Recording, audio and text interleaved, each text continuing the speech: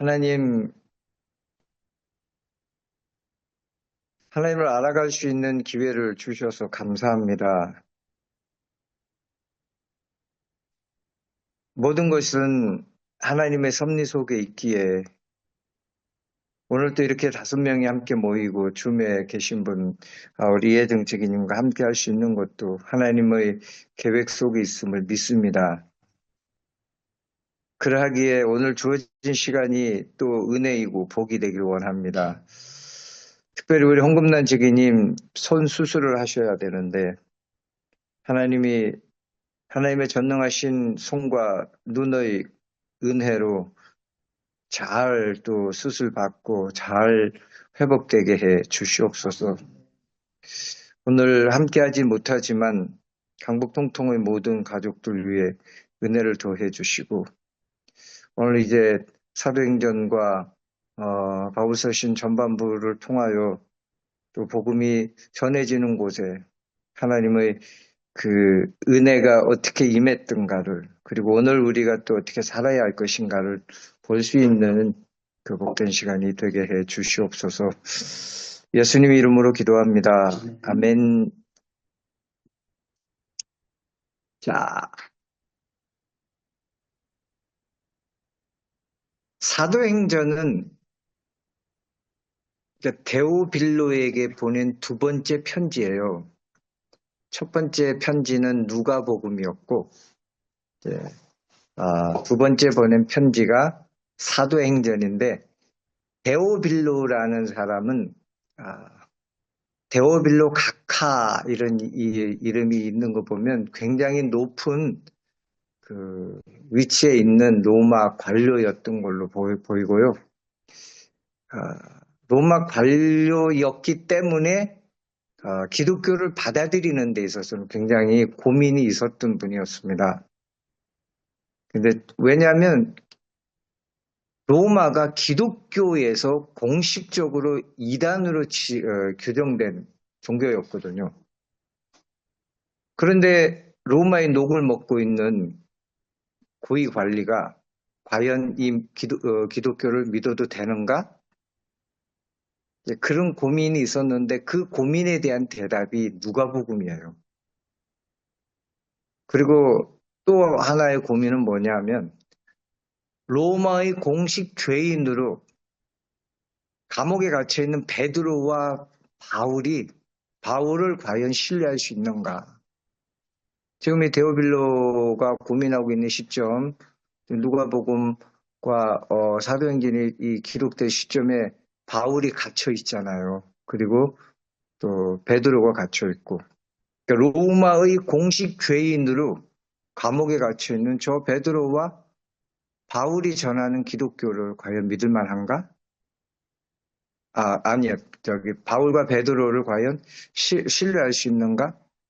그 고민에 대한 대답이 사도행전이에요.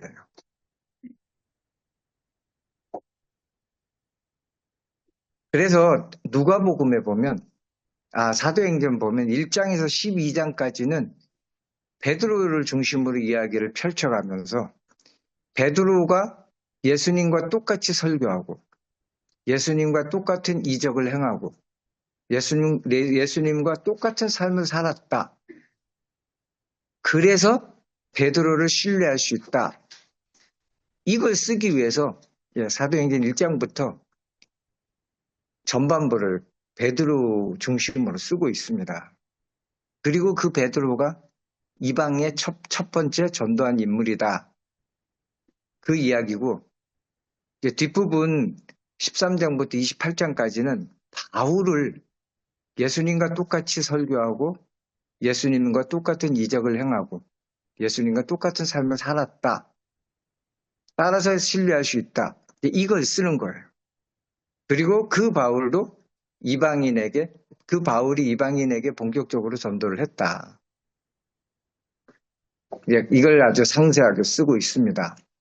자, 그래서요, 여러분 사도행전을 하고 여기 누가복음하고 사도행전을 나란히 놓고 읽으셔야 돼요. 읽으실 때. 그래서 누가복음에서 이야기하는 예수 그리스도의 설교, 그 다음에 이적, 그리고 삶하고 사도행전 전반부의 베드로의 삶이 평행을 이루고 있고, 그리고 후반부에 있는 사도 바울의 그 설교와 이적과 삶이 또 평행을 이루고 있습니다.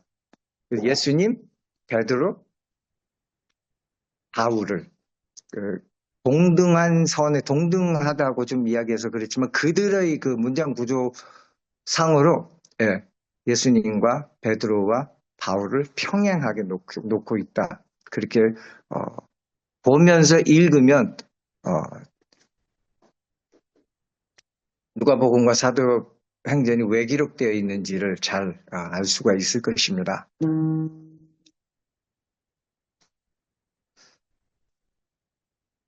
자, 바울이 그러니까 사도행전 전반부는 베드로 이야기고 이제 후반부 13장부터 바울이 이방으로 전도하는 이야기가 이제 펼쳐지잖아요. 첫 번째 전도하러 나갔던 지역이 갈라디아 지역입니다. 그래서 첫 번째 제일 바울 서신 중에 제일 먼저 쓰여진 성경이 갈라디아서예요. 갈라디아서는 로마서와 함께 이신칭의가 주제잖아요. 믿음으로 의롭게 된다. 믿음으로 구원받는다. 갈라디아서를 짧은 로마서라고 많이 이야기를 하는데 그만큼 갈라디아서 안에는 신앙의 기본이 다 들어 있습니다. 종교개혁의 모퉁이 돌이라고도 하고요. 그래서 종교개혁자 마르틴 루터가 갈라디아서는 내 아내다라고 할 만큼 갈라디아서를 되게 좋아했어요. 저도 예수전도단에서 갈라디아서를 강의를 해봤는데 저도 그때 이후에 제일 좋아하는 성경이 갈라디아서가 됐습니다. 갈라디아는 바울이 첫 번째 전도를 한 곳이라고 말씀을 드렸잖아요. 근데 여기는 그냥 몇 달 정도 가서 전도의 단기 선교 정도 했다고 볼 수 있습니다.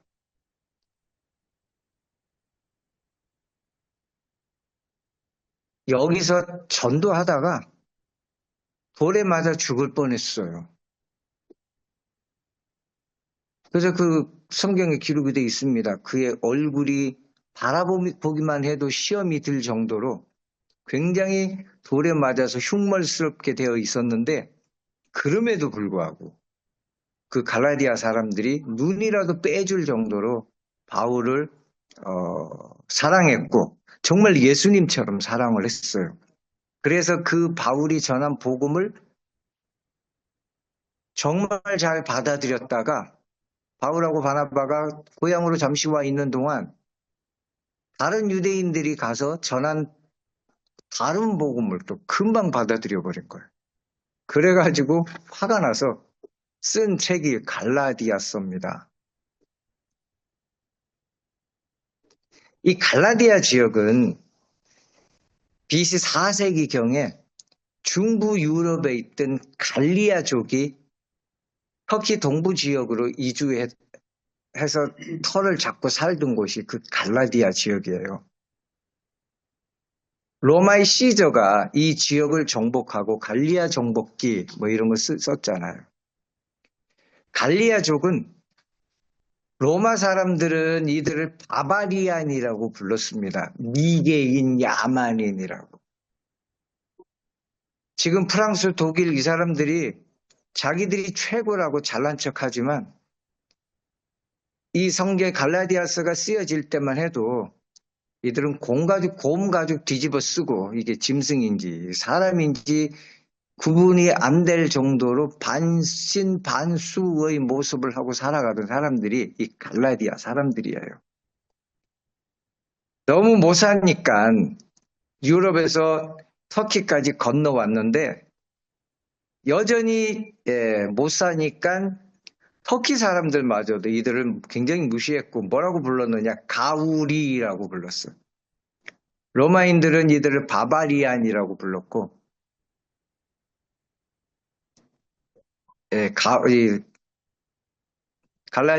터키 사람들은 갈라디아 이 사람들을 가울이라고 부를 만큼 아주 무시를 했었습니다. 그러니까 이들이요, 못 사니까 누가 먹을 것 좀 주면 그냥 금방 마음이 바뀌고 돈을 좀 주면 아예 숭배할 정도로 변덕도 심하고 잘 속고 돈에 약하고. 그래서 바울과 바나바가 첫 번째 전도 여행을 가서 예수의 십자가와 부활만 믿으면 구원을 받는다 라고 했더니 또 너무 쉬운 거예요. 그래서 확 이렇게 예수를 믿었다가 유대인들이 와서 십자가와 부활로는 부족하다. 유대인이 되어야 한다. 유대인이 되려면 율법도 지키고 할례도 행해야 된다. 그러면서 전도지 주고 물티슈 주고 뭐 초코파이 주고 막 그러니까 금방 넘어가는 거예요. 자, 바울은 갈라디아서에 가서 뭘 전했느냐? 예수의 십자가와 부활을 믿으면 성령이 우리에게 오시고, 성령이 우리에게 오시면 우리가 신앙인으로서 살아갈 수 있는 모든 능력을 주셔서 신앙인으로 건강하게 살아갈 것이다. 그것만이면 족하다. 그랬는데 이들이 잠시 돌아와 있는 사이에 유대인들이 다시 가서 뭘 이야기했느냐. 십자가와 부활로는 부족하다. 구원을 받으려면 유대인이 되어야 한다. 유대인이 되려면 율법과 할례를 지켜야 한다. 근데 바울은 이것을 다른 복음이라고 이야기했어요. 이게 헤테로스라는 말인데 이단이라는 뜻입니다. 그러니까 이단이다. 그렇게 이야기할 정도였어요. 이게 이제 갈라디아서의 핵심이에요. 갈라디아 사람들은 그리스 로마 지역이잖아요. 그런데 그 지역에 있는 사람들의 그 관념은 뭐였느냐면 사람이 신을 위해 죽는 게 당연하지 신이 어떻게 사람을 위해 죽느냐. 더군다나 신이 사람을 위해 십자가를 졌다. 이건 말도 안 되는 소리다. 그래서 그 당시에 이들을 뭐라고 이야기하느냐면 이 말도 안 되는 소리다. 사람을 넘어지게 하는 호소리다. 그래서 스캔달론이라고 그랬어요. 헬라어로 스캔달론. 이게 이제 영어로 스캔들이잖아요. 스캔들이 여기서 나왔는데 헛소리다. 말도 안 되는 소리다. 그랬는데 이들이 어떻게 예수 그리스도의 십자가를 받아들이게 되었을까요? 근데 되게 재밌는데요. 그러니까 하나님이 자, 여러분 이걸 한번 여쭤볼게요.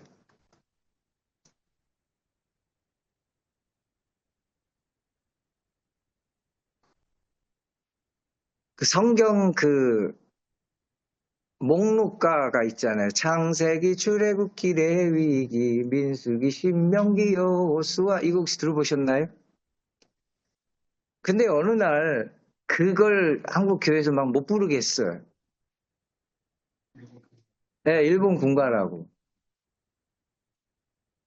근데 예전에 이제 뭐 세상 사람 날 부러워하니, 이것도 다 일본 군가거든요. 근데 그 일본 군가를 개사해서 우리나라 초창기 부흥회 때 굉장히 부흥을 많이 일으켰잖아요. 근데 한때 한국 교회가 드럼을 치거나 뭐 기타를 교회에서 치면 되게 못 치겠잖아요. 어떻게 감히 그런 걸 신성한 교회에서 치느냐고. 그럼 교회에서 뭘로 반주를 해야 됩니까? 그럼 피아노로만 반주해야 된다. 근데 피아노가 또 유럽의 그 집시들이 모이는 카페에 그 그들이 부르는 노래를 반주하는 아주 그 세속적인 악기였거든요. 유럽에서도 그 피아노가 교회의 그 예배 반주로 들어오기까지 200년이 걸렸는데 한국 교회에서는 그 피아노만 경건하지 기타와 드럼은 쳐서는 안 된다. 그렇게까지 이제 안 된다고 했었는데 예전에 다윗은 그 천국 정도의 찬송가를 막 작곡해서 그러니까 부르곤 했잖아요. 근데 다윗이 불렀던 그 찬송가가 다윗은 작곡만 하고 그 당시에 주로 누구의 곡이 어떤 곡을 많이 도입을 했느냐면 그 당시 이방 종교들이 부르는 노래들에 하나님에 대한 내용을 집어넣어서 그렇게 많이 불렀어요.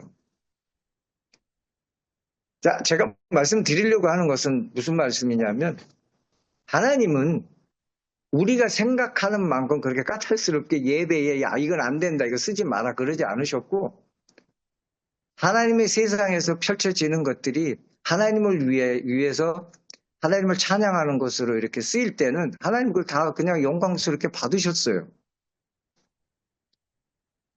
이 바울이 갈라디아에서 복음을 전하는데 하나님이 무엇을 이렇게 활용을 하시느냐면요.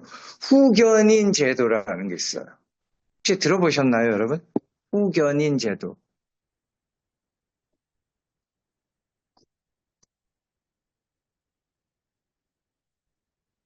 로마가 금권 정치였잖아요.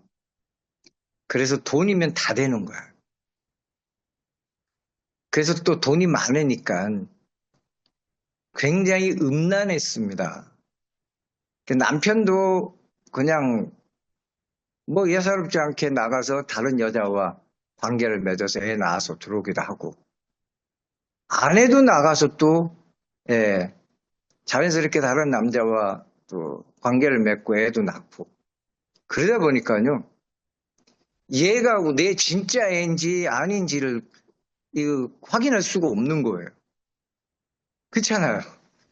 둘이 부부는 부부인데 우리가 낳은 부부가 정말 우리 애인가? 그래서 로마에서는 내 애인지 아닌지를 잘 여기 확인이 안 되니까 무슨 제도가 있었냐면 후견인 제도라고 양자 제도가 합법적으로 되어 있었어요. 얘가 내 애인지 아닌지를 잘 모르니까 얘가 좀 또 총명하지 못하면 이렇게 눈여겨보다 굉장히 총명하고 똑똑한 애가 있으면 걔를 양자로 드리는 거예요. 그래서 로마 법에는 친자식은 버려도 되지만 양자로 드렸을 때는 그 아이는 버리면 안 되는 거예요. 그러니까 뒤를 다 봐줘야 되는 거예요. 그 네로도 양자였다라는 거 아시죠? 네로 황제. 우리가 많이 봤던 영화 벤허도 양자였잖아요. 그 글래디에이터의 막시무스도 황제의 양자였고 그리고 옥타비아누스도 시저의 양자였어요. 그러니까 이게 그리스 로마에서는 굉장히 일반화되어 있는 거예요. 그러니까 돈이 없는 사람들은 돈 있는 사람들에게 자식을 양자로 드리는 게 로망이었어요.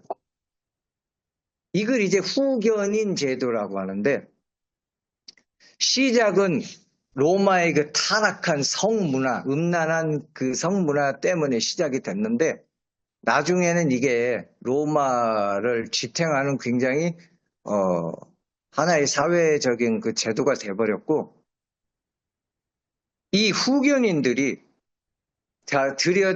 양자로 드리면 그 양자를요 아주 뭐라 그럴까 이렇게 모든 걸 쏟아부어서 후원해 주는 그래야 되는 거예요.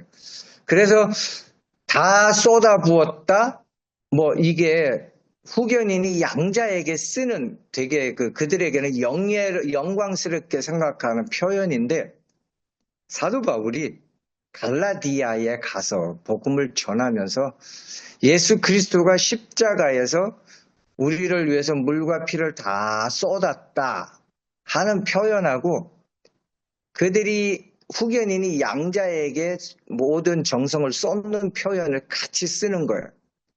그래서 하나님이 너희들을 양자로 드리기 위해서 당신의 친아들 예수를 십자가에 못 박아 죽였다.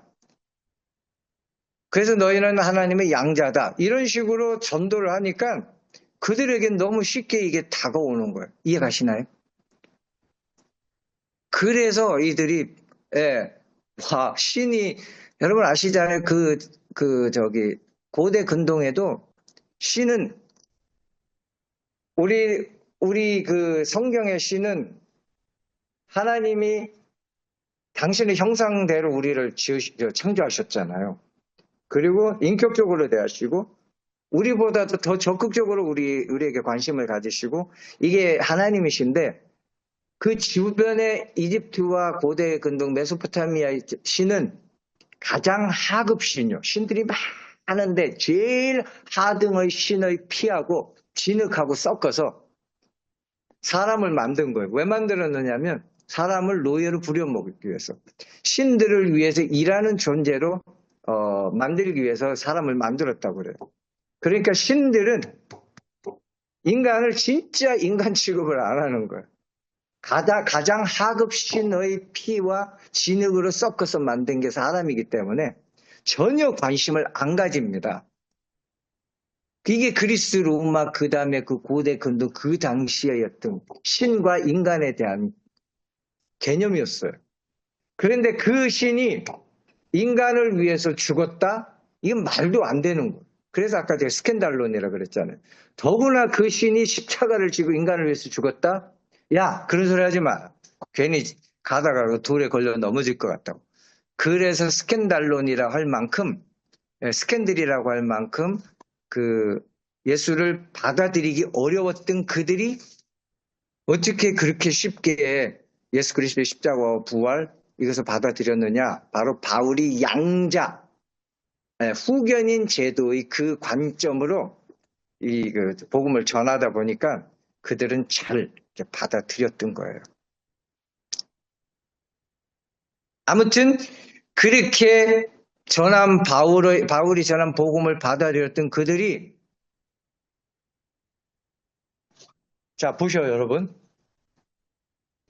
유대인들은 구원을 받으려면 예수를 믿어도 유대인이 되어야 된다고 하는 거야. 유대인이 되어야 된다. 유대인이 되려면 할례를 받아야 되죠. 율법을 지켜야 되죠. 음식법을 지켜야 되죠. 절기를 지켜야 되죠. 너무너무 복잡한 거예요. 그래서 바울이 유대인이 안 되어도 된다. 할례를 안 받아도 된다. 예수 그리스도의 십자가와 부활만 믿으면 구원받는다. 그래서 유대인이 되어야 되는 그 어떤 복잡한 것에서 자유를 줬잖아요. 그래서 갈라디아서는 자유가 많잖아요. 이렇게 자유를 줬는데도 불구하고 복잡한 유대인이 되겠다고 다시 그 어떤 올무를 짊어지고 그 속으로 들어간 거예요. 그러니까 갈라디아서 5장 12절에 바울이 뭐라고 이야기하느냐?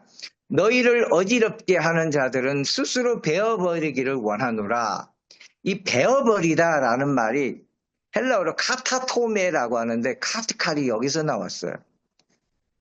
할례를 받기를 원하고 할례를 받아야 된다고 하니까 너희들이 성기 표피를 그렇게 자르기를 원한다면 아예 성기 자체를 잘라버려라. 굉장히 심한 말을 하고 있어요. 어리석도다 갈라디아 사람들아, 이 갈라디아 바보들아, 할례가 그렇게 좋거든 아예 그냥 표피만 자르지 말고 성기 자체를 잘라버려라. 카타토메라는 말까지 쓰면서 바울이 되게 화를 내고 있습니다. 이게 갈라디아서예요. 갈라디아서. 자, 갈라디아서에서 두 가지 되게 중요한 걸 하나 제가 말씀을 드리려고 하는데, 자, 여러분 여기까지 이해 가시죠? 네, 이해가 가신다면 갈라디아서에서 예수를 옷 입다라는 이야기가 나와요. 그러니까 옷이라는 말은 뭐냐면 겉옷인데 토가라는 말. 토가라는 겉옷을 입다라는, 예수를 믿는다라는 것은 예수를 옷 입는다라는 말로 쓰고 있는데 이게 굉장히 신학적으로 맞는 말이에요. 믿다라는 말을 영어로 in believe라고 하잖아요. 본래 전치사는 동사 앞에 못 쓰죠. 근데 전치사 앞에 in이라는 말을 써서 믿다라는 믿는다라는 말이 된 거예요. 이게 왜냐하면 들어가다라는 말을 강조하기 위한 겁니다. 헬라어로 엔 피스티스라고 해서요. 믿음은 뭐냐면 그 예수 안으로 들어간다라는 말이에요. 성령 충만이 뭐라고 생각하셔요?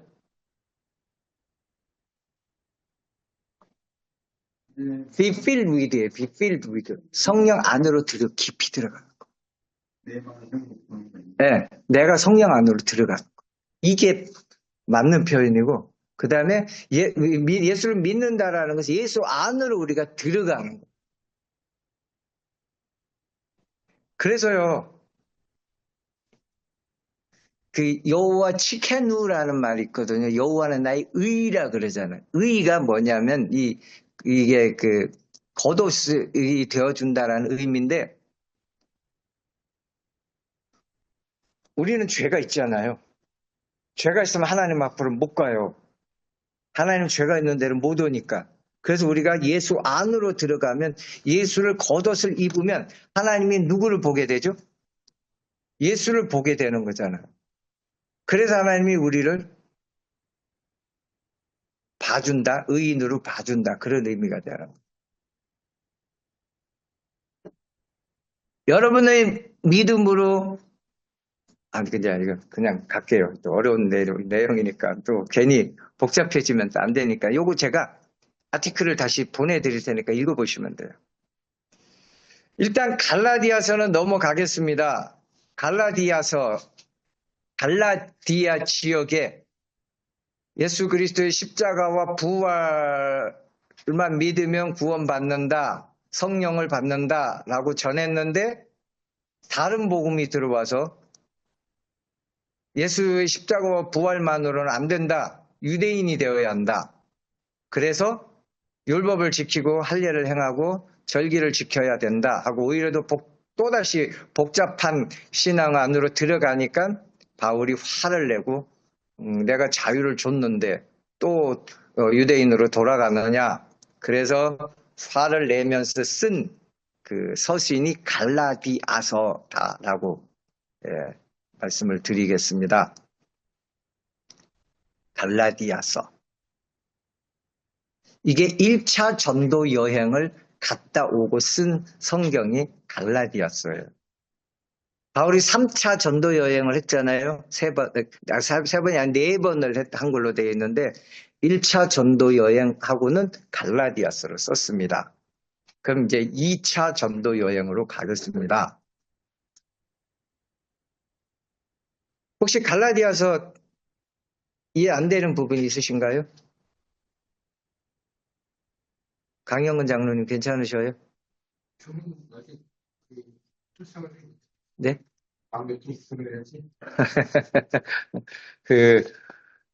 자, 1차 전도 여행 후에 갈라디아서를 썼고, 그 다음에 2차 전도 여행을, 1차 전도 여행 그리스 동부, 요번에 다녀오셨나요? 갈라디아 지역에?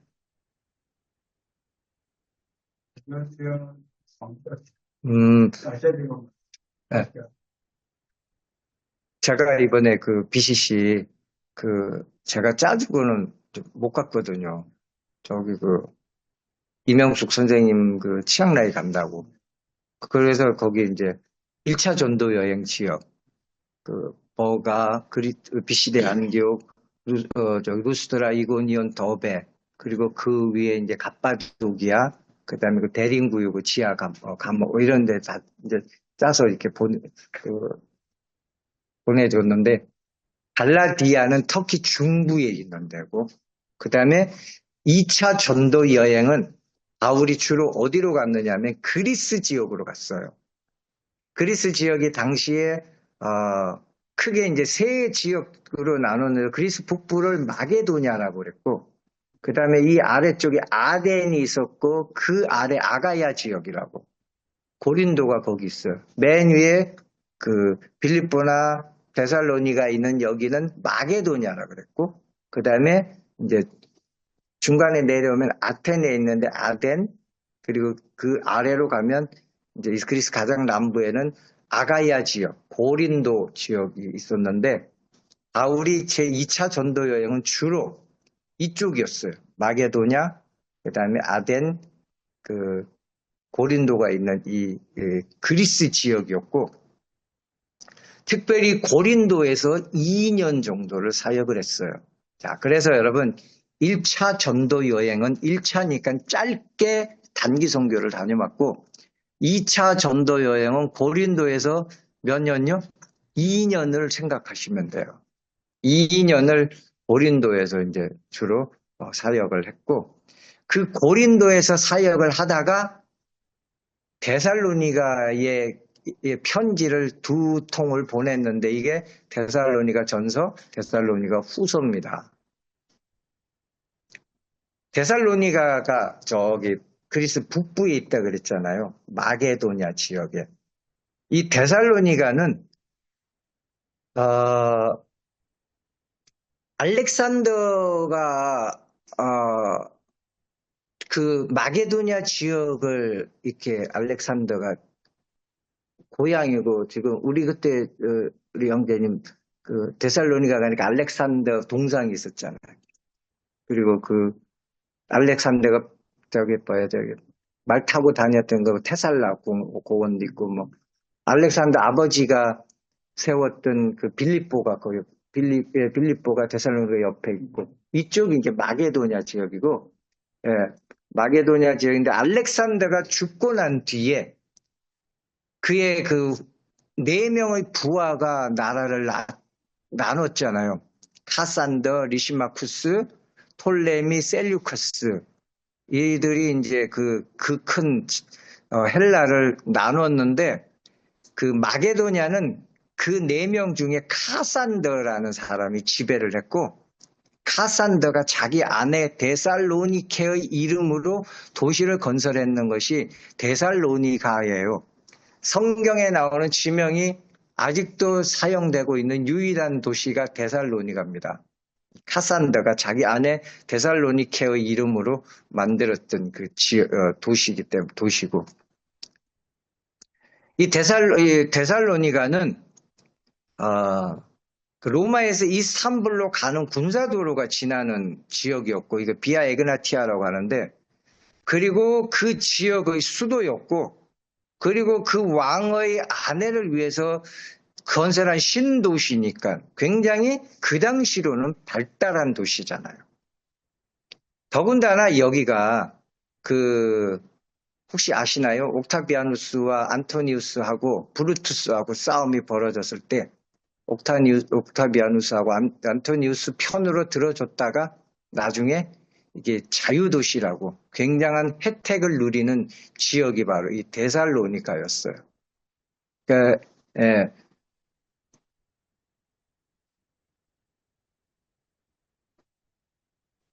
당시 이렇게 잘 살다 보니까 먹고 살기가 좋으니까 모여서 일은 안 하고 쓸데없는 토론, 이론에만 빠져 있었는데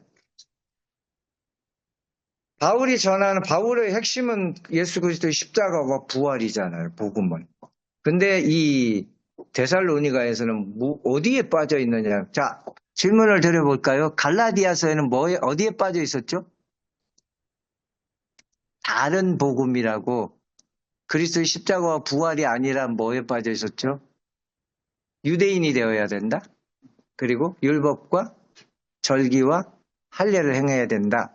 거기에 빠져 있어서 바울이 화가 나서 편지를 보낸 것이 갈라디아서라고 했잖아요. 그럼 데살로니가 사람들은 어디에 빠져 있었느냐 하면 종말론, 재림에 빠져 있는 재림에 관심이 많았어요. 그래서 일은 안 하고 모여서 재림만 기다리고 있는 거예요. 예전에 다미선 교회가 그런 거 아시죠? 10월 28일에 예수님 재림한다고 다 모여서 그냥 일은 안 하고 모여서 재림을 기다렸던 그것처럼 이 데살로니가 교인들도 예수님이 재림한다고 모여서 그 재림만 기다리고 있는 거예요. 그래서 바울이 편지를 보내서 재림을 기다리는 자세는 일 안 하고 모여서 그냥 토론하는 게 아니라 현실에 최선을 다하는 거다. 그러니까 현실에서 하나님을 사랑하고 부부가 서로 사랑하고 이웃을 사랑하는 것이 재림을 기다리는 자세다. 이게 거룩이다. 그걸 쓴 것이 데살로니가 전서예요. 호흡난 지금 이해 가셔요? 데살로니가 교인들이 잘 살다 보니까 근데 잘 사는 데다가 먹고 살기가 괜찮은데 재림과 종말에 관심이 많으니까 일은 안 하고 모여서 재림하고 종말만 기다리고 있으니까 바울이 편지를 해서 재림을 기다리는 자세는 거룩인데 거룩은 하나님을 사랑하고 부부가 서로 사랑하고 이웃을 사랑하는 게 거룩이다. 이 자세가 재림을 기다리는 자세다. 그것을 쓴 것이 데살로니가 전서예요. 그런데 데살로니가 교회가 바울의 편지를 받고 굉장히 경건해지고 교회가 건강해졌는데 어느 날 들었더니 여전히 예수님이 재림한다고 모여서 일도 일 안 하고 모여서 지난번에 토론만 했는데 이제는 뒷담화까지 하고 있는 거예요. 아, 이래서는 안 되겠다. 그래서 바울이 또 편지를 썼습니다. 이게 데살로니가 후서예요. 잘 아마 기억날 거예요. 일하지 않는 자는 먹지도 말라. 들어보셨죠? 예. 그러니까 일하지 않고 거기 앉아서 재림만 기다리지 말고 현실에 충실해라. 일상으로 돌아가라. 자기 손으로 일한 것을 자기 손으로 일하고 자기가 손으로 일한 것으로 먹어라. 일하지 않는 자는 먹지도 말라. 이게 재림을 기다리는 자세다. 그래서 한 번 더 편지를 보낸 것이 데살로니가 후서예요. 여기에 초점을 맞춰서 데살로니가 후서를 읽으시면 됩니다. 자, 다시 한번 질문을 하겠습니다. 데살로니가 교인들은 어디에 관심이 많았죠? 재림. 재림에 관심을 많은 건 뭐라 그런다 그랬죠? 종말론이라 그러잖아요. 종말론. 그래서 일 안 하고 모여서 뒷담화하고 있는 이들에게 현실에 충실해라. 재림을 기다리는 자세는 현실에 충실한 것이다. 그게 거룩이다. 하나님을 사랑하고 부부가 사랑하고 이웃을 사랑하고 그리고 자기가 자기 손으로 일하고 일한 것으로 먹어라. 일하지 않는 자는 먹지도 말라. 뭐 이렇게 쓴 것이 데살로니가 전후서예요. 어디서 썼다고 말씀드렸죠? 데살로니가서를 어디서 기록했다고요? 2차 전도 여행 때 2년 동안 사역했던 어디? 고린도에서. 네. 1차 전도 여행 후에는 갈라디아서를 썼고 2차 전도 여행 때 데살로니가 전서와 후서를 썼습니다. 그럼 이제 바울의 3차 전도 여행을 갑니다. 사도행전 18장부터 이제 쭉 21장까지 나오는데 여기는 주로 우리 고영규 형제님도 갔다 왔던 터키의 에베소에서 주로 사역을 했어요. 자, 갈라디아서는 몇 달? 1차는 몇 달? 2차는 2년이라고 그랬죠? 3차는 그럼 몇 년이었을까요? 3차예요. 몇 년? 그냥 찝어보셔요. 3년 정도. 예. 그리고 외우기 쉽게 바울도 그렇게 사역을 했어요. 에베소라는 데서 3년 정도로 사역을 했습니다. 3년 동안 바울이 에베소에서 사역을 하는데 에베소의 영적 지도를 바꿔버릴 정도로 에베소가 부흥을 했습니다. 에베소는 아데미 신전이라고 유방이 24개가 달려있는 여신이 있어요. 아데미 신전. 이 아데미 신전이 그리스에 가면 세계 문화유산 1호가 파르테논 신전이잖아요. 엄청 크잖아요. 파르테논 신전보다도 4배나 더 큰 게 이 아데미 신전이래요. 그 정도로 컸던 데가 아데미 신전이고 이 아데미 신전을 중심으로 형성된 도시가 이 에베소였습니다.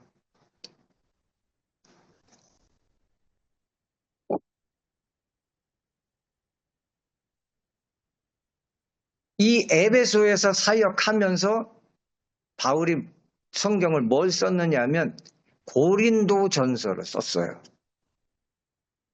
그리고 다시 그리스 북부인 마게도냐로 가면서 고린도 후서를 썼습니다. 고린도에 총 4번의 편지를 썼는데 두 번째가 고린도 전서고 네 번째가 고린도 후서고 나머지는 없어졌어요.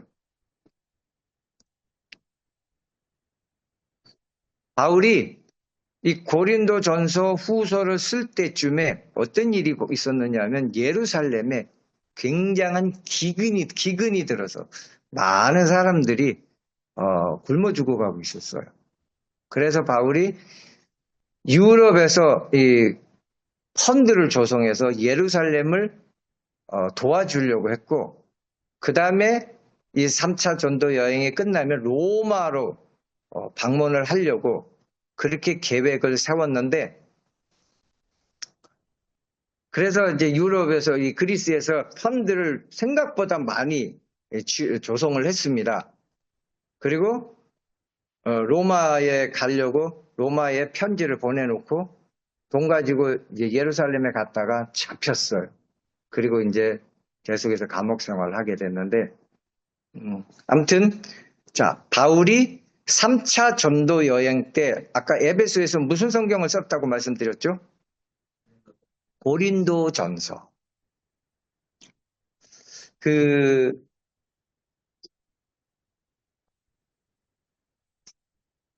예전에는요. 우리 기지개 좀 펼까요? 많은 내용을 또 머리에 집어넣으려면 아, 아, 차라리 제가 이걸 아티클을 보내드리고 같이 읽을게요. 그게 나을 것 같아요. 그쵸?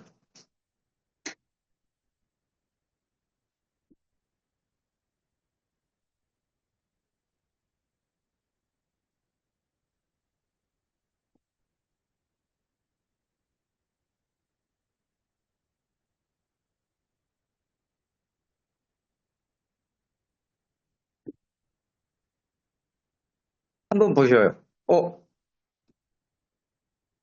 저기, 김영식 지금 이걸 보시오. 제 걸로 보시오. 둘이 같이 보실래요? 여기 있었어요. 이혜정 지기님, 제가 이 강북 통통에 네, 그 아티클을 보냈거든요. 와, 갔어요? 네. 아니, 안 왔어요. 아직 안 갔어요? 예, 어, 한번 보셔요. 바울 서신 1. 안 왔는데요. 안 갔어요? 네.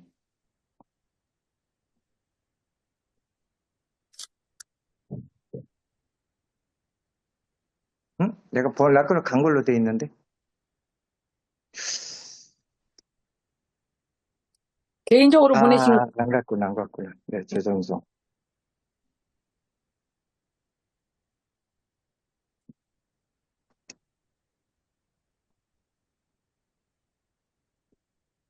이게,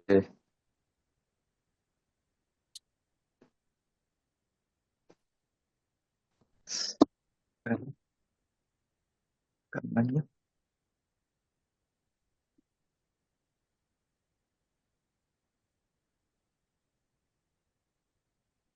제가 잠깐만 보내드리겠습니다.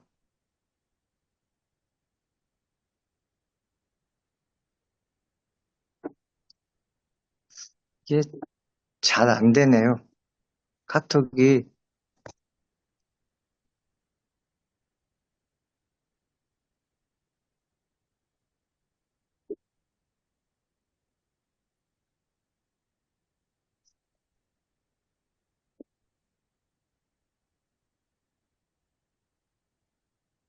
안 됩니다. 이게 안 가네요.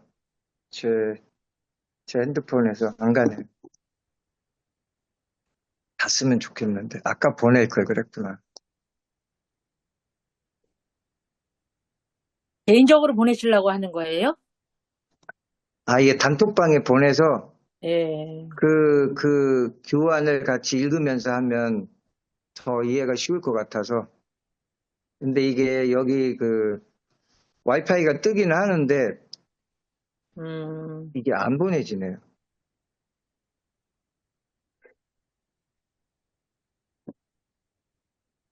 제게, 네? 근데 카톡이 이게 안 보내져. 줌으로도 안 들어가고, 제게.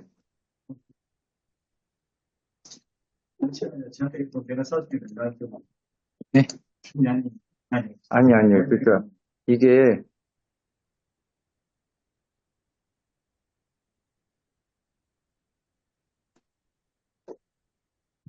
봐야 되는데 안 가네. 네? 용량이 안 많아요. 한글 파일 7개, 8장밖에 아니니까. 한글이.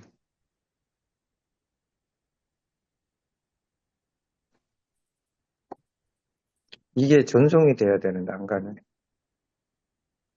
개인적으로 보내볼까요? 갈라나? 네. 공유.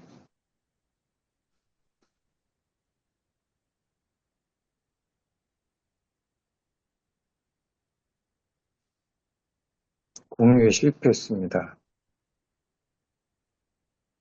이게 저기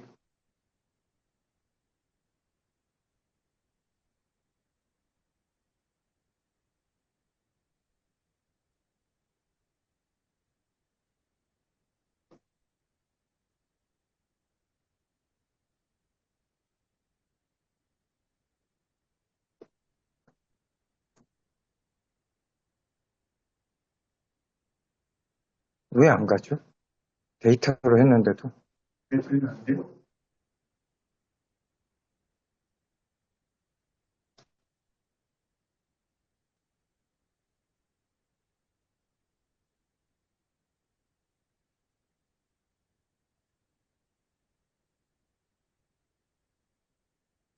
왔어요, 와이파이가 목사님. 왔어요? 왔어요. 예. 예?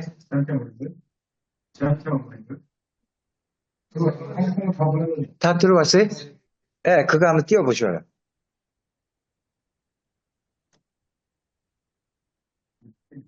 네. 이것도 그냥 제가 보는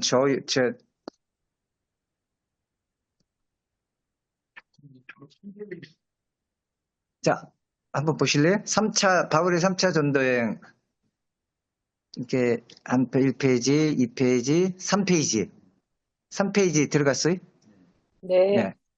자, 그럼 이걸 보고 같이 볼게요. 3차 전도 여행 같이 읽어볼게요. 시작. 주로 주로 터키 터키 에베소에서 에베소에서 사역. 사역했고, 이 지역의 영적 지도를 바꿔버릴 만큼 부흥을 했고, 아데미 신전 중심으로 상권이 형성, 이것이 무너질 정도로 엄청난 부흥. 3차 전도 여행 중 에베소에서 고린도 전서를 마게도냐로 가면서 고린도 후서를 썼습니다. 고린도에 총, 저기 네. 김영수 쌤 안 되세요?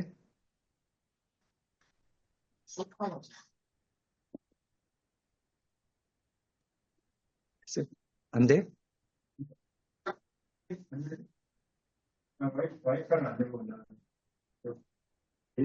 데이터로 여셔야 돼요, 데이터로.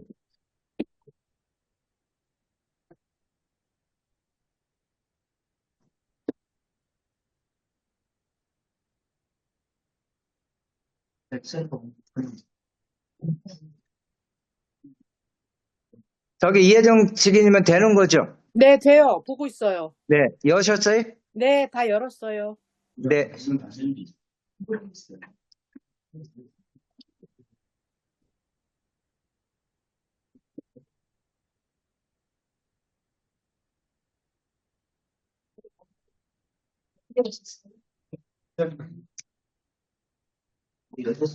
이제 열리는데?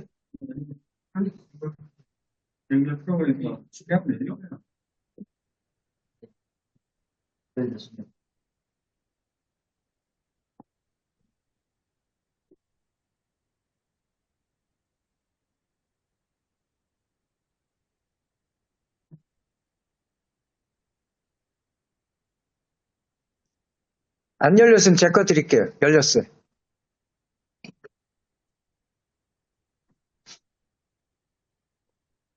네, 요걸.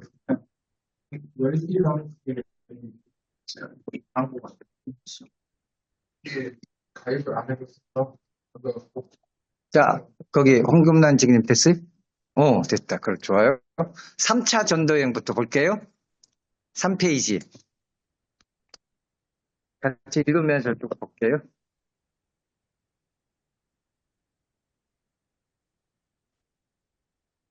바울의 3차 전도여행. 그러면은 저기 김영식 집사님. 자, 들어갈까요? 네. 주로 시작. 주로 터키 터키 에베소에서 에베소에서 사역을 사역. 했습니다. 이 지역의 영적 지도를 바꿔버릴 만큼 부흥을 했어요. 아데미 신전 중심으로 상권이 형성됐고 이것이 무너질 정도로 엄청난 부흥을 했습니다. 3차 전도 여행 중 에베소에서 고린도 전서를, 마게도냐로 가면서 고린도 후서를 썼습니다. 고린도에 총 4번의 편지를 썼는데 두 번째가 전서, 네 번째가 후서입니다. 본래 바울은 두 가지 계획이 있었어요. 예루살렘의 기근을 유럽에서 펀드를 조성해 도와주는 것, 그리고 로마 방문. 지금 이 바울이 항상 어디를 가고 싶어 했느냐면 서바나, 스페인을 가고 싶어 했거든요.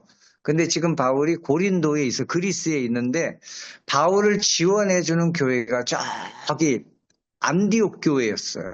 거리가 너무 먼 거야. 그러니까 거기까지 가서 지원받기는 어려우니까 가까운 로마 교회에 지원을 좀 받으려고, 그래서 로마를 가려고 했습니다.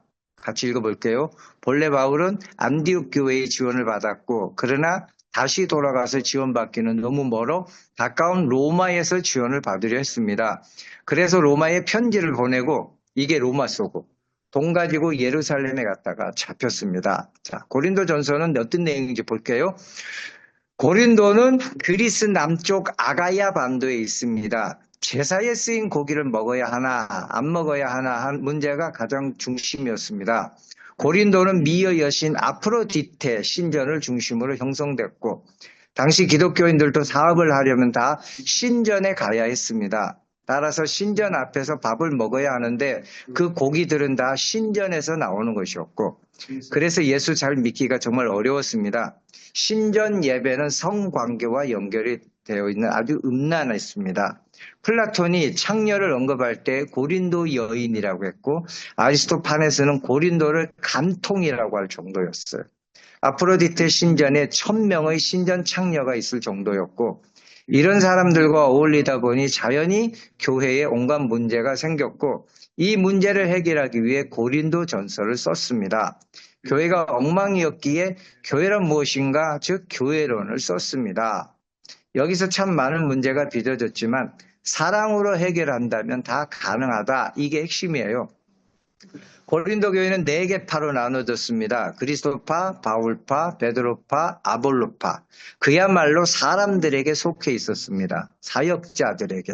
그래서 교회가 사역자들에게 속한 것이 아니라 사역자가 교회에 속한 것이라고 강조하면서 바울이 사역자들이여 나를 본받으라 라고 했습니다. 자, 고린도 전서에 어떤 내용이 있었는지 고린도 교회 볼까요? 5장 6장에는 아버지와 아들이 한 여인과 성관계를 갖고 세상의 법정에서 교인들끼리 싸웠고, 10장에서 10장에는요 영적이 되기 위해서 결혼도 안 하고 성관계도 안 하고 이혼하려고까지 했습니다. 그래서 바울이 순리대로 살아라. 가장 영적인 것이 성관계 안 하는 것이 아니라 순리대로 사는 것이다. 18장에서 10장은 우상에게 바쳐진 것은 먹어도 된다. 왜? 우상 그거 별거 아니니까.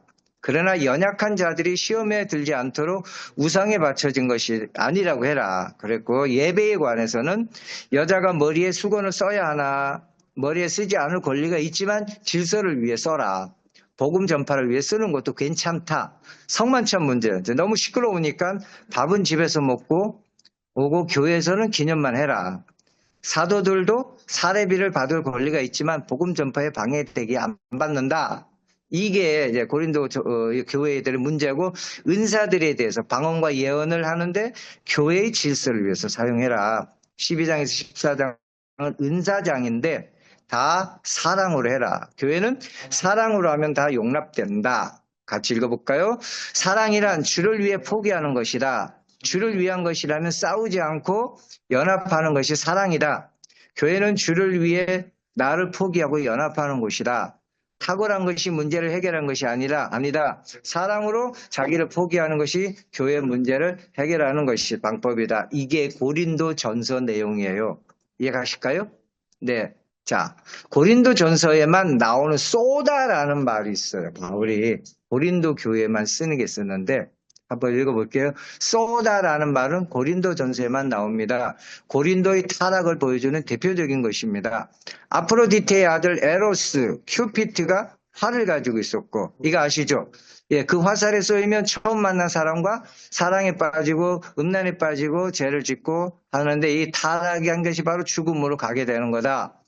사망이, 그래서 바울이 뭐라고 이야기하죠? 사망이 죄의 화살을 쏜다. 사단은 유혹하고 거기에 넘어가면 사망이 죄의 화살을 쏴서 죄를 짓게 하고 죄를 지으면 죄의 종이 되어서 죄의 종, 사망의 종이 되어 사망으로 끌려간다. 이 이제 이론을 펼치는 거예요. 자, 여러분 저를 한번 보실래요? 우리는 누구를 믿죠? 성부, 성자, 성령 삼위일체 하나님을 믿잖아요. 세 하나님이 하나가 되어서 일을 하신다고 해서 삼위일체라고 하잖아요. 근데 이 사단도 이 속이는 자잖아요. 그래서 요한계시록에 보면 사탄이 누구를 불러올리느냐 하면 땅에서 짐승을 하나 불러올리고 바다에서 짐승을 하나 불러올려서 이게 사단 삼위일체로 우리를 이렇게 속이면서 우리를 핍박하는 거예요. 성부, 성자, 성령을 모방해서 사단과 땅에서 올라온 짐승, 바다에서 올라온 짐승이 삼위일체가 되어서 우리와 대항하는 것이 이제 요한계시록인데 성경 전체로 보면 이 바울의 그 이론을 보면 죄와 사망과 사단이 또 삼위일체가 되어서 우리를 타락시킨다고요. 죄와 사망과 사탄이. 그러니까 바울의 이론에는 죄는 우리가 말하는 그 윤리나 도덕적인 것이 아니라 하나의 실체예요. 죄가. 실체고 그 다음에 사망도 단순히 우리 죽음으로 이끄는 것이 아니라 로마서 5장 12절에 뭐라고 했죠? 한 사람의 범죄함으로 말미암아 죄가 세상에 들어오고 죄가 들어오면서 누가 들어왔다고? 사망이 들어왔다라고 이야기하잖아요. 그래서 죄와 사망과 사단이 하나의 악의 실체를 이렇게 삼위를 이루어서 우리를 타락시킨다. 그렇게 이야기하면서 그럼 사단은 무슨 일을 하느냐? 우리를 유혹하는 거예요. 죄를 짓도록 유혹하는 거예요. 그러면 우리가 이렇게 사단이 우리를 유혹해서 우리가 유혹에 넘어가면 사망이 뭘 한다고요? 죄의 화살을 쏘는 거야. 그래서 우리를 죄를 짓게 하고 우리가 죄를 지으면 어떻게 한다고요? 죄의 종이 되어서 죄의 종이 이게 성경에 한번 여러분 따라해볼까요? 죄의 종, 사단의 종, 사망의 종, 사망의 종. 같다고 이야기를 해요. 우리가 죄를 지으면 죄의 종이 되고 똑같이 사단의 종이 되고 사망의 종이 되어서 어디로 가죠? 죽음으로 끌려가는 거예요. 이게 바울이 이야기하는 그 논리인데 여기 이제 고린도 전서에만 아프로디테 고린도라는 그 도시가 아프로디테 신전을 중심으로 세워져 있으니까 이들에게 잘 아는 그 아프로디테 아들 큐피트가 화살을 쏘는 그것을 빗대어서 너희가 왜 이렇게 타락했느냐? 사망이 죄의 화살을 쐈고 그 죄의 화살에 맞아서 너희가 이렇게 타락했다. 그 논리 이렇게 펼쳐나가고 있는데요. 넘어갈게요. 어려우니까. 요거는 기억해줘요. 자, 한번 따라합시다. 사망, 죄, 사탄. 요게 삼위가 일체가 되어서 우리를 타락시키는 거예요. 사탄은 뭐 하는 존재라 그랬죠? 유혹하는 존재. 그러면은 우리가 유혹에 넘어가면 사망이 뭘 쏜다고요? 죄의 화살을 쏴서 우리를 죄를 짓게 하고 죄를 지으면 우리가 예, 죄의 종, 사망의 종, 사탄의 종이 되어서 죽음으로 끌려가게 돼요. 이게 바울이 말하는 악의 삼위일체입니다. 마귀하고 심판하고 마귀는 그 악한 귀신들이고 사탄도 마귀 중에 하나죠. 악한 귀신 중에 하나고 악한 귀신의 대장이 사탄이에요. 마귀라는 말은 여러 그 타락한 귀신들을 마귀라고 그러고 그 타락한 귀신의 대장이 마귀예요. 사탄. 그러니까 사탄도 마귀죠. 예, 쫄개는 귀신들이고.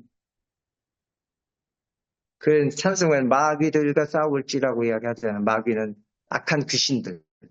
그 대장이 사탄. 사탄은 하나고 마귀는 여럿이죠.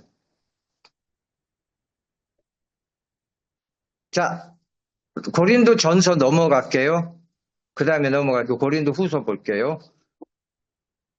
아까 고린도 전서를 어디서 썼다고 말씀드렸죠? 에베소에서.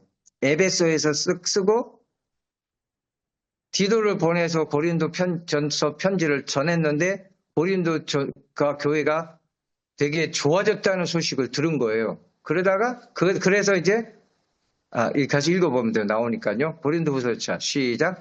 고린도 교회에 문제가 많아서 고린도 전서를 보냈는데 마게도냐로 가다가 바울이 마게도냐를 가다가 디도를 만났더니 고린도 교회가 많이 좋아졌다는 소식을 전해준 거예요. 그래서 기쁨으로 편지를 쓰면서 아직도 해결되지 못한 부분들에 대한 해결책을 제시한 것이 고린도 후서입니다. 고린도 교회에는 아직도 해결되지 못한 문제가 뭐였느냐면 거짓 교사들이 많이 들어와 있었습니다. 이들은 유창한 말씨를 쓰고 외모를 중시하고 세련되고 돈 많은 사람들을 사랑하고 상류층끼리 카르텔을 형성하고 그래서 돈이 많고 또 영적 체험을 강조하고 이렇게 돈 많고 잘나고 능력 많고 말 잘하고 세련된 사람을 중시하는 이 분위기가 고린도 교회에 파다하니까 그래서 바울이 교회 지도자는 그래서는 그게 교회 지도자가 아니다. 강함, 높음, 잘나고 인정받는 것이 교회 지도자가 아니라 연약함, 겸손, 낮아짐이 교회 지도자의 덕목이다. 그러면서 나도 이 말을 안 하려고 했는데 하도요 영적 체험들을 강조하고 있으니까 부득불 자랑하자면 나도 3층 천에 갔다 왔다. 그리고 자신이 당한 고난 이야기를 쭉 펼치면서 지도자는 약해야 한다. 그래야 그 약함을 들어 주께서 강하게 하신다. 이게 고린도 후서 내용이에요. 고린도 전서는 교회란 무엇인가에 대해서 이야기했다면 고린도 후서는 교회 사역자들은 어떠해야 하는가 하는 것들을 이야기하고 있습니다. 네? 그 바울이 영적 체험을 하면서 하늘나라를 갔는데 하늘나라가 3층으로 돼 있었다. 그 이야기를 하는데 그건 잘 모르겠어요. 바울만 보고 온 거라서. 3층 천만 이야기하지 구체적으로 이야기 안 해놨기 때문에 목사님들이 많이 해석을 하던데 그건 다 목사님들 생각이지. 바울이 이야기 안 했으니까 그냥 넘어가는 거예요. 그리고 같이 읽어보죠. 8장 9장에 고린도전서 16장에서 이야기했던 연보 이야기. 아까 제가 말씀드렸죠. 이 고린도전 후서를 쓸 때쯤에 예루살렘에 굉장히 기근이 들어서 어렵다 그랬죠. 그러니까 고린도전서 후서 말미에 우리 좀 자원함으로 헌금 좀 하자. 이 펀드 조성해서 예루살렘 도와주자. 그 이야기가 이제 여기 또 나오고 있습니다. 자원함으로 기쁨을 해줬으면 좋겠다 하는 이야기가 고린도전서와 후서입니다. 자, 또 읽어보시면 어렵지 않을 거예요. 그 다음에 3차 전도 여행 때 또 하나 썼던 게 로마서입니다. 아까 제가 말씀드렸죠. 로마서를 왜 썼다 그랬죠? 스페인으로 전도하고 가고 싶은데 안디옥으로 가 지원받기 너무 먼 거예요. 그러니까 옆에는 로마에 가서 로마 교회의 지원을 받아서 스페인으로 가고 싶은데 보니까 로마 교회 문제가 너무 많은 거야. 그래서 그 문제를 해결하고 이제 내가 갈 테니까 나 좀 지원해줘라. 나 스페인에 갈란다. 그렇게 쓴 것이 로마서예요. 같이 읽어보죠. 로마 시작. 클라우디오 황제 때 기독교를 믿는 유대인과 유대교를 믿는 유대인이 너무 많이 싸웠어요. 그래서 클라우디오 황제가 다 쫓아버렸습니다. 싸우려면 너네 나라로 가서 싸우라. 그래서 교회 지도자들이 쫓겨났다가 네로 황제가 즉위하면서 다시 로마로 갔습니다. 본래 로마 교회였지만 유대인들이 지도자였어요. 왜? 아직 신약이 기록되지 않았기 때문에 주로 구약으로 예배를 드렸고 구약을 아는 사람들은 유대인들밖에 없었기 때문입니다. 그런데 쫓겨났다가 돌아오니까 로마인들이 지도자가 되어 있었고 이제 서로 갈등이 생깁니다. 역시 갈등의 시작은 먹는 문제예요. 돼지고기를 먹어야 하는가 안 먹어야 하는가. 로마인들은 그러니까 유대인들은 돼지고기 안 먹잖아요. 못 먹겠는데 갔다 오니까 돼지고기 판이 벌어지고 있는 거야. 그래서 이제 이게 어떻게까지 발전했느냐. 민족 갈등까지 번졌습니다. 그래서 바울이 로마서를 써서 뭐라고 이야기하느냐. 시작. 유대인도 로마인도 다 죄인인 건 마찬가지다. 다만 용납받은 죄인일 뿐이다. 그것도 잘나서가 아니라 단지 믿음으로 용납받은 죄인 뿐이라고. 그러니 서로 잘났다고 하지 말고 주님 사랑으로 하나가 되어라. 서로 사랑으로 용납하라. 그게 바로 로마서 12장 1절에 나오는 산제사 이야기입니다. 뭘 먹을지 안 먹을지 각자 정해라. 하나님 나라는 먹고 마시는 것과는 아무런 상관이 없다. 오직 믿음으로 들어가는 것이다. 그러니까 서로 사랑으로 용납해라. 이게 로마서예요. 돼지고기 먹고 싶으세요? 고린도전서도 아까 뭐 때문에 쓰여졌다 그랬죠? 원인이 아프로디테 신전에서 나온 고기를 먹느냐 말아야 되느냐 이게 발단이 됐고 로마서도 돼지고기를 먹어야 되느냐 말아야 되느냐 이것 때문에 빚어진 갈등 때문에 문제가 생겼고 그 문제에 해결하기 위해서 로마서를 썼고 그래서 이 문제를 해결하고 로마에 가서 지원 좀 받으려고 했던 것이 로마서를 쓴 의도였어요.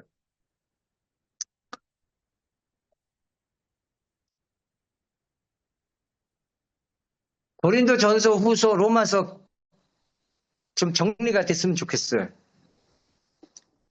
그 다음에 아까 제가 말씀드렸죠. 바울이 왜 예루살렘 왔다 그랬죠? 예루살렘에 기근이 있었잖아요. 기근이 있어서 로마하고 고린도에 편지 보내서 펀드를 조성을 했고 펀드 조성했던 그 돈이 많이 모였어요. 그걸 예루살렘에 갖다 주고 로마로 가려고 했는데 예루살렘에서 잡혀버린 거예요. 읽어볼게요. 자, 시작. 1차 전도 여행은 지금 터키 동쪽 갈라지아 지역이었고 몇 달 동안의 단기 선교였습니다. 2차는 지금의 그리스, 마게도냐, 아덴, 고린도라 그랬죠. 특히 2년 동안 고린도에서 집중 전도를 했고 3차는 대부분 시간을 터키 서쪽에 있는 에베소에서 전도를 했습니다. 3차 전도 여행 시기에 예루살렘에 기근이 심했고 그래서 유럽에서 펀드를 조성해 예루살렘을 좀 돕자. 그때 쓴 책이 고린도 전후서의 이야기가 나오고 로마서에도 나옵니다. 유럽에 있는 교회들이 생각보다 많은 돈을 모았어요. 그래서 바울이 3차 전도 여행을 마무리하고 그 헌금을 예루살렘에 전달하고 로마로 가려고 했는데 그만 헌금 가지고 예루살렘 갔다가 유대인들에게 붙잡혔어요. 왜 잡혔느냐? 하나님은 손으로 지은 성전에 계시지 않는다. 율법이 아니라 믿음으로 구원받는다. 거룩은 율법으로 되는 것이 아니라 성령으로 되는 것이다. 그래서 성경과 율법을 무시한다고 잡혔어요. 그 다음에 읽어보죠. 처음엔 유대인에게 그리고 로마 벨릭스 총독 앞으로 끌려가서 신문을 받았습니다.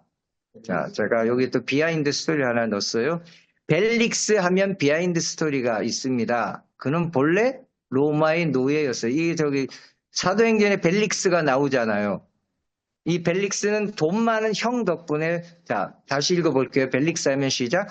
벨릭스 하면 비하인드 스토리가 있습니다. 그는 본래 로마의 노예였는데 돈 많은 형 덕분에 풀려나고 돈으로 총독까지 된 사람이에요. 이때가 로마가 금권 선거였죠.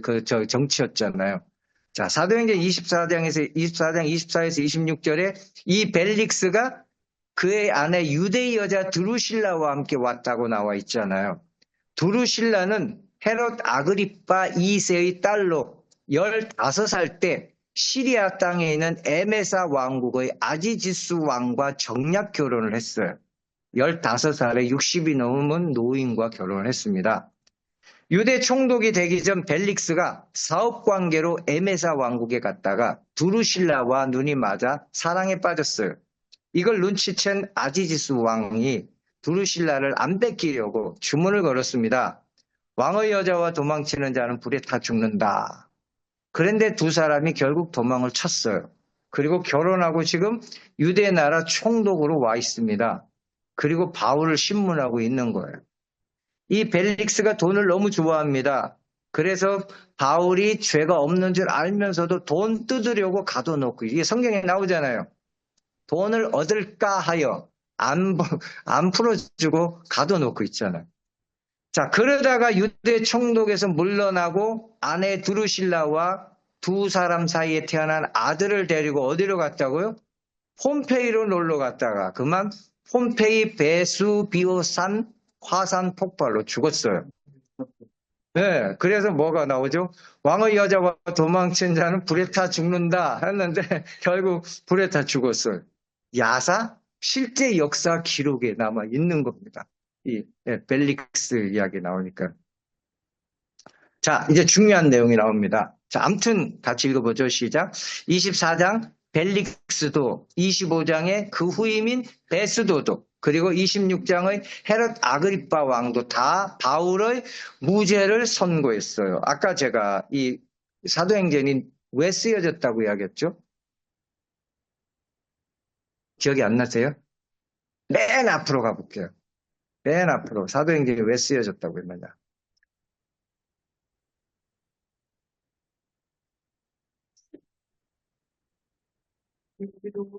자, 두 가지, 사도행전은 데오빌로에게 보낸 편지인데, 데오빌로는 로마의 고위관리, 그에게 두 가지 의문이 있었죠.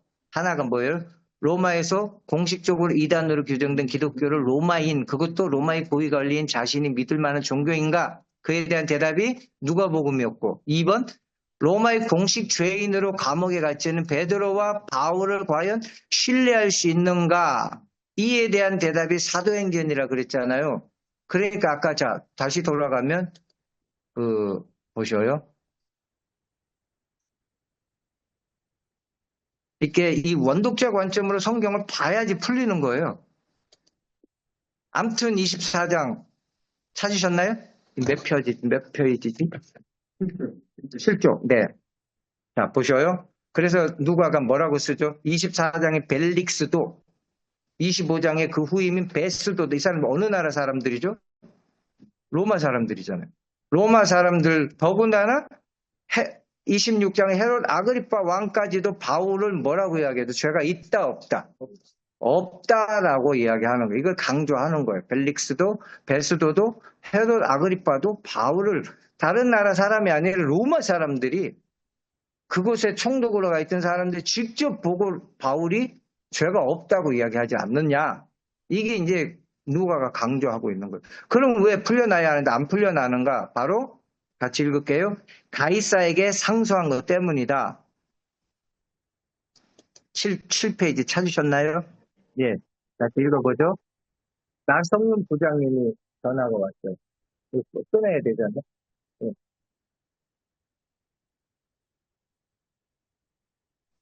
끊어야지, 지금. 예. 예, 저기, 줌에 들어갑니다. 같이 읽어보죠. 가이사에게 상소한 때문입니다. 옛날 우리나라에 신문고 제도가 있었잖아요. 억울한 일이 생겼을 때 직접 왕에게 상소한 것처럼 로마 시대도 억울하면 황제에게 직접 재판을 받는 황제 찬스 제도가 있었습니다. 바울이 그걸 쓴 거예요. 찬스, 가이사에게 상소합니다. 사실은 하나님께서 이미 예정하셨습니다.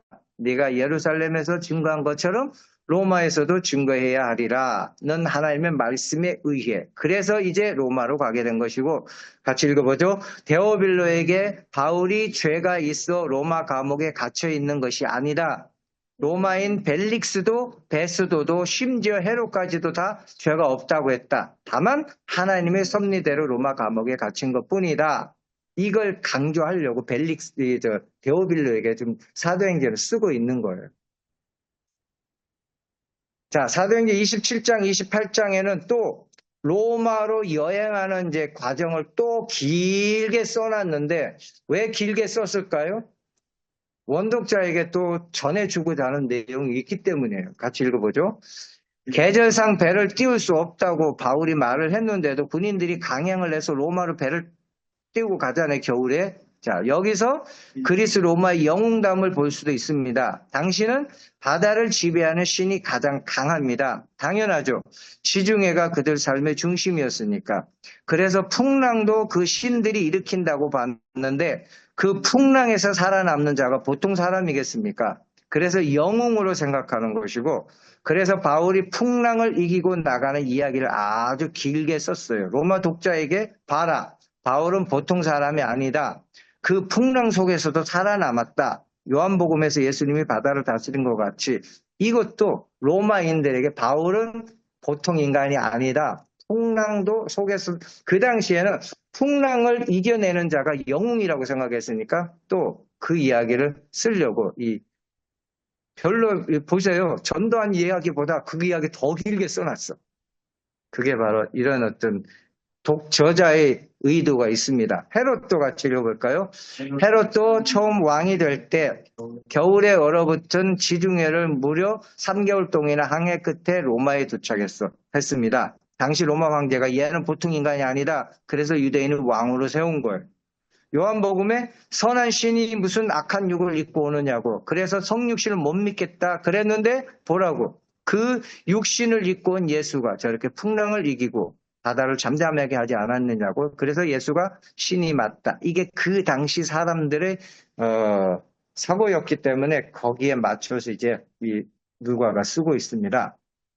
이게 제 강의안을 이렇게 써놓은 건데, 근데 그냥 보는 거예요. 자, 아무튼 드디어 로마로 또 출발을 합니다. 이게 바울의 4차 전도 여행이 시작이 됩니다. 거의 끝났습니다. 같이 마지막까지 읽어보죠. 예루살렘에서 가이사랴까지 갔다가 이제 가이사랴에서 시돈으로 가서 아드라무테노라는 완행배를 타는 거예요. 이 배는 진짜 옛날 우리나라의 완행버스보다 더 심했습니다. 손님이 찰 때까지 며칠이고 몇십일이고 안 떠납니다. 예, 그리고 항구마다 다 서고. 그래서 이름이 아무데나 못데노라고 해서 아드라 못데노라고 해서 아무데나. 우리 장신대 신대원에 다닐 때 그렇게 이제 우리 외웠습니다. 아무데나 못데노. 무라라는 데서 직행배를 갈아탑니다. 알렉산드리아고. 그땐 돈이 이제 많이 들어가는 직행배를 탔어요. 자, 또 무라 총독의 에피소드가 또 하나 있습니다. 무라가 산타크로스의 탄생지라고도 알려져 있습니다. 이 무라 성읍의 감독이 니콜라스인데, 이 사람이 여기 이제 난기아 장로님 들으시면 하려고 또 이렇게 써놨는데, 난기아 장로님처럼 베풀기를 너무 잘했습니다. 특히 어린아이와 뱃사람들에게 너무 친절하고 사랑을 많이 베풀었습니다. 그래서 나중에 사람들이 이 니콜라스 앞에 세인트라는 호칭을 붙여 성 니콜라스, 세인트 니콜라스라고 불렀는데 이 세인트 니콜라스를 발음하다가 산타크로스라고 불리게 되었다라는 이것도 굉장히 신빙성이 있는 이야기입니다. 그래서 제가 팁으로 그냥 이런 이야기도 좀 넣어 드렸는데요. 고영규 교장님 이름도 들어가 있었어요. 미항이라는 데가 나옵니다. 바울의 말을 듣지 않고 떠났다가 유라굴라 태포 광풍을 만나 14일 동안 표류했던 것. 우리도 미항에 갔었잖아요. 고영규 교장님 사진 찍으러 그 아래 내려갔던 거 기억나십니까? 멜리데 섬에 도착을 했어요. 3개월을 머무는데 여기서 독사에 물렸는데 안 죽었습니다. 당신은 살인자는 독사에 물려 죽는다라는 속담이 있었고, 독사에 물리면 다 살인자인 줄 알았고, 근데 독사에 물렸는데도 안 죽으니까 바울을 신이라고 했어요. 왜냐하면 이렇게 전에 바울 1차 전도 여행 때 돌에 맞아 죽었는 줄 알았는데 안 죽었거든요. 이 정도면 죽는다고 생각했는데 안 죽으니까 그때도 뭐라고 이야기했죠? 신이다라고 한 적이 있어요. 근데 여기도 독사에 물려서 안 죽으니까 또 신이라고 했고, 또 하나 이야기 있습니다. 같이 읽어볼게요. 그 사람들은 인간의 상식을 벗어나면 무조건 신이다라고 했습니다. 신화가 워낙 퍼져 있었기에 그리스에는 사랑이 에로스, 필레오, 스톨게, 포르노 이렇게 네 가지가 있었는데 기독교인들이 들어와서 상식적인 사랑을 넘어선 사랑을 하는 거예요. 그래서 그건 인간의 사랑이 아니다. 신의 사랑이다. 그래서 아가페라고 부르기도 했습니다. 누가가요. 바울을 띄우기 위해서 참 별의별 거 다 써서 예. 야, 사람들이 신이라고까지 하지 않았느냐. 아무튼요, 영웅담도 길게 써서 봐라. 풍랑 속에서도 이겨냈다. 벨릭스도 베수도도 죄가 없다고 했지 않았느냐. 그때 모든 자기가 쓸 수 있는 그 다동원해서 그래서 바울은 보통 사람 아니다. 일반적인 죄인이 아니다. 바울이 전한 기독교는 믿을만하다. 이거 이제 알려주려고 이 사도행전을 썼습니다. 그래서 네, 네, 이해가시죠? 그래서 제가 일부러 이런 것을 동원해서 사도행전을 누가가 쓴 이유를 좀 더 쉽게 이해를 하시게 하고 싶어서 이런 좀 야사 같은 이야기들을 많이 썼어요. 이게 제 강의 아니기 때문에 저만 보려고 맞춤법, 띄어쓰기 이런 거 전혀 안 맞지만 읽으면 이해는 갈 수 있을 거예요. 한 번 더. 아, 그래요.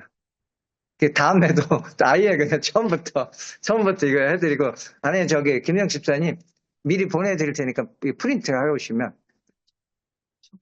그렇게 하면 될 것 같아요. 다음에는 이제 지금 바울이 어디로 갔죠? 로마로 거의 가서 이제 로마의 감옥에 갇히잖아요. 로마 감옥에 갇혀서 4개의 편지를 썼죠. 옥중서신이라고 에베소서, 빌립보서, 빌레몬서, 골로새서. 요 이야기 풀려나서 쓴 게 디모데전서, 디모데후서, 디도서. 요 풀려나서 쓴 거. 요거 이야기를 다음 주는 그 부활절 행사가 제가 저녁에 있어요. 그래가지고 다음 주는 우리 한 주간 휴강하고 그 다음 주간에 네, 4월 둘째 주간에 4월 5일이 부활절이잖아요. 그래서 부활절 행사 하십시오. 교회에서 하시고, 그 다음 주간에 이제 뵙도록 하겠습니다. 오늘 1분 오버해서 강의를 여기서 마무리하도록 하겠습니다.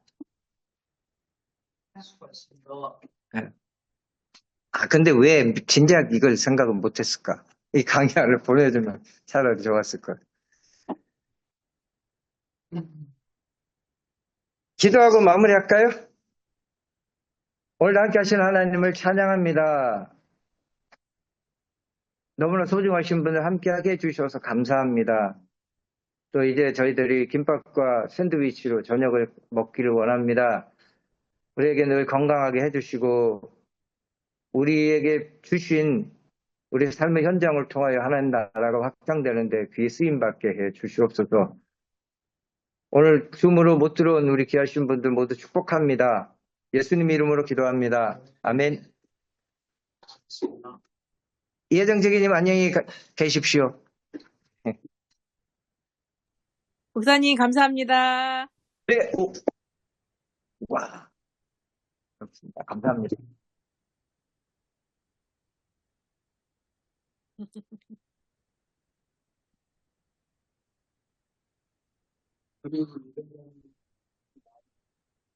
수고하셨어요. 김영식 대기님.